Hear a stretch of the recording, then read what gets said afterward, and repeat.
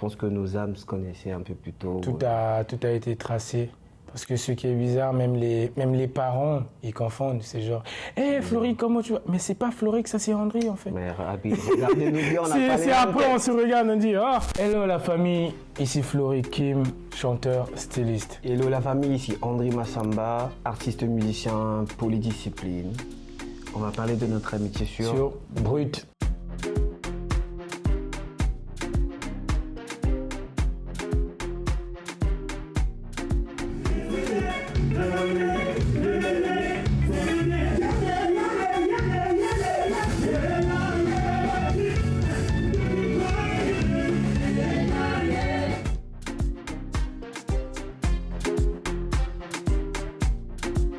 Je partais à Pointe-Noire, dans la ville où il vivait, enregistré avec mon groupe gospel. Et c'est lui, le percussionniste, qui a joué dans la chanson où j'ai l'idée. Mais c'était vite fait, on ne s'est pas parlé, chacun est parti. On ne se connaissait pas. On ne se connaissait pas, ce qui était normal. En 2022, tu te connectes, il y a un ami qui t'appelle, il te dit, il y a un gars à Pointe-Noire, il te ressemble, vous vous connaissez? Et ça te pousse d'aller voir ce qu'il fait. Il te ressemble, il chante comme toi, c'est le même style de musique. Et là, je regarde, je dis, ah oui, c'est un peu vrai, mais... On n'a pas la même tête, là. Il y a quand même quelqu'un qui est plus beau gosse que l'autre, là, mais on ne sait pas trop. Mais en vrai, si, on a la même tête, hein. C'est pas vrai. Et puis là, on sympathise. Moi, je l'écris, je dis, hey frérot, comment tu vas? Et c'est allé très vite. Et on n'a même pas compris comment ça a été direct comme ça, là. On s'est vu pour la première fois, c'était en 2022 aussi, pendant la compétition Zipstar. Et là, on se voit. Tout le monde y croyait qu'on était jumeaux. C'est genre, ouais, ça, c'est des artistes qui chantent déjà bien, ils vont gagner la compétition.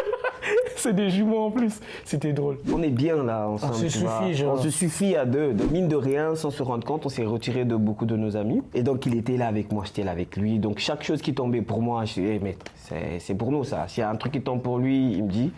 Et là, donc moi j'ai postulé au festival Afropolitan Nomade. J'étais retenu pour le Maroc. 2023, ça a été annulé par rapport au tremblement de terre qu'il y a eu.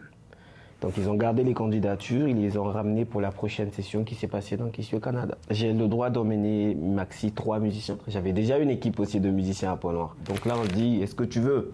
Il me fait, oh mec c'est le Canada quoi, t'as capté? On va jouer là, on court. C'est là où le destin va encore frapper. Parce qu'on est 4 à faire la procédure et on se retrouve, on est tous au même niveau, on a les mêmes rendez-vous avec tout le monde. Mais on se retrouve dans une position où il y a 2 refus de visa. Donc 2 de mes amis ont pris des refus et lui et moi on a les visas. Souvent on s'embrouille, on n'a pas tout le temps les mêmes points de vue, tu vois. On n'a pas tout le temps les mêmes points de vue et après je trouve ça normal. On ne peut pas être d'accord sur tous les points. Mais il y a des embrouilles aussi qui prennent du temps. Mais après petit à petit on vient, ok on comprend, écoute c'est passé. Mais quand on s'embrouille ne rentre pas, hein. Tu seras le victime dans l'histoire. Je pense que c'est ça qui nous maintient à aller beaucoup plus loin parce que si on est d'accord tout le temps, forcément il y aura un jour où tu n'es pas d'accord. Mais comme on a été souvent d'accord, on va faire semblant. Et ça va casser parce que ça va créer de l'hypocrisie, ouais. Tu vois. On se permet de vraiment se fâcher réellement, tu vois. On se cache pas. Quand c'est pas ça, là, c'est pas ça. Mais après, au bout d'un moment, on se rassemble, on en reparle, d'une manière ou d'une autre. La première qualité, c'est que c'est quelqu'un qui a une grandeur d'esprit. Quand je parle de la grandeur d'esprit, je parle de quelqu'un qui réfléchit beaucoup avant de poser l'acte. C'est genre, il va voir ce qui va arriver après, ce que ça peut causer. Il a cette capacité-là. La deuxième, c'est quelqu'un qui est bon avant d'être mauvais. C'est quelqu'un de bien qui faute parfois, tu vois. T'as fait une petite... Je suis pas habitué à mon compliment, on fait pas ça. C'est quelqu'un qui n'a pas de limite. Il pense à un truc, il le fait parce qu'il croit que ça va le faire. C'est une qualité que je ne vois pas. Beaucoup de gens ont beaucoup de qualités, mais ils perdent confiance parce qu'ils n'ont pas cette conviction de croire en ce qu'ils sont en train de faire. Lui, c'est la conviction en forme humaine, genre. Il vient et te dit, tu sais, le noir là, c'est un bleu. Mais il voit bien que c'est noir, mais il veut que ça soit bleu dans sa tête, il va te convaincre que c'est du bleu. On est resté focus, on s'est regardé, on dit, écoute gars, les gens, ils te parlent mal de moi, ne leur permets pas. Les gens, ils parlent mal de lui, je ne permets pas. Et même si quand il gaffe, je sais qu'il a gaffé, tu viens me parler mal, regarde ce qu'il a fait, je dis, on va gérer, c'est entre nous. Tu ne rentres pas dans nos histoires. Tu ne sais pas d'où on vient, tu ne connais pas. Ça, c'est une grande victoire et on continue à le vivre tous les jours. On a presque les mêmes problèmes.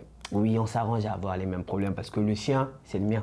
Donc ça fait que quand il a un pétard, je le sens. S'il faut ça demande une grosse gérance, bah ça m'affecte et c'est ainsi de suite. Donc, mec, plus de victoires que de problèmes. Ouais.